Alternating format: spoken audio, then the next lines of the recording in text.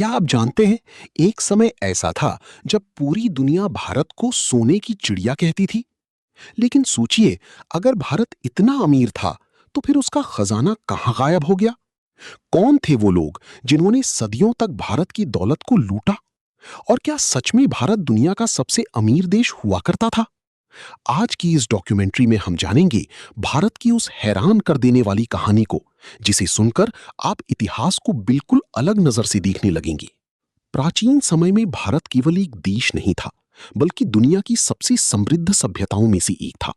भारत के पास सोना, चांदी, हीरे जवाहरात, मसाले, रेशम और कपास जैसी अनमोल चीजें थीं। भारतीय मसालों की मांग अरब देशों से लेकर यूरोप तक थी।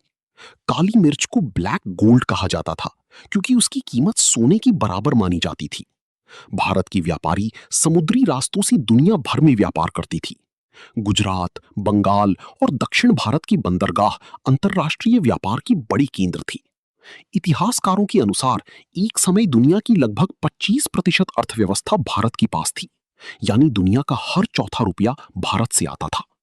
लेकिन भारत सिर्फ धनवान ही नहीं था, ये ज्ञान, विज्ञान और शिक्षा का भी केंद्र था।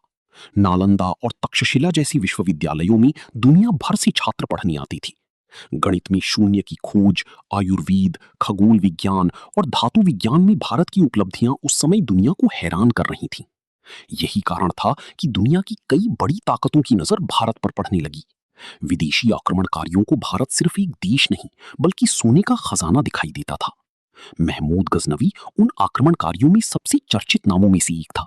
उसने भारत पर कई बार हमला किया और मंदिरों व खजानों को लूटकर अपार संपत्ति अपने साथ ले गया। सोमनाथ मंदिर की लूट इतिहास की सबसे बड़ी लूटों में गिनी जाती है। कहा जाता है कि मंदिर में इतना धन था जिसे देखकर आक्रमणकारी भी हैरान रह गए थे।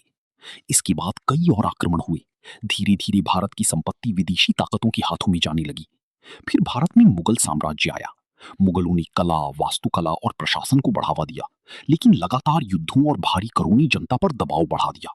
और शायद सबसे दिलचस्प बात यह है कि आज भी दुनिया के कई इतिहासकार और अर्थशास्त्री भारत की पुरानी समृद्धि पर रिसर्च कर रहे हैं, क्योंकि उन्हें लगता है कि प्राचीन भारत सिर्फ धनवान ही नहीं था, बल्कि वो ज्ञान और व्यापार की ऐसी शक्ति था जिसने सदियों तक दुनिया की अर्थव्यवस्था को प्रभावित किया।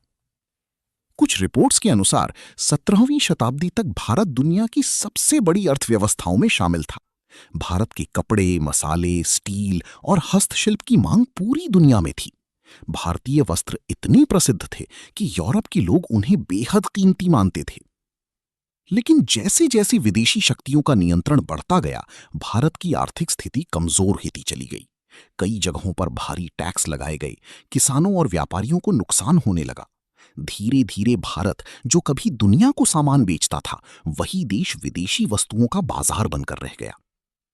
इतिहास में कई ऐसी घटनाएं दर्ज हैं जहां भारत की संपत्ति जहाजों में भरकर विदेश भेजी गई। सोना, चांदी, हीरे और अनमोल कलाकृतियां भारत से बाहर जाती रहीं। और यही कारण है कि आज भी दुनिया के कई बड़े संग्रहालयों में भारतीय विरासत की चीजें देखने को मिलती हैं। लेकिन भारत की सबसे बड़ी ताकत सिर्फ उसका धन नहीं था। भारत की असली शक्ति उसकी संस्कृति, उसका ज्ञान और उसकी सभ्यता थी। यही वजह है कि सदियों की लूट और संघर्ष के बाद भी भारत आज एक मजबूत राष्ट्र के रूप में खड़ा है। आज भारत फिर से दुनिया में अपनी नई पहचान बना रहा है। भारतीय वैज्ञानिक अंतरिक्ष में नई इतिहास रच रही हैं।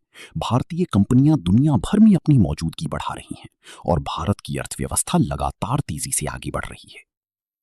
शायद इतिहास हमें यही सिखाता है कि किसी देश की असली ताकत सिर्फ उसका खजाना नहीं होती, बल्कि उसके लोगों की मेहनत, ज्ञान और एकता होती है। और अब Before we move on, don't forget to like this video and subscribe. It really helps the channel grow.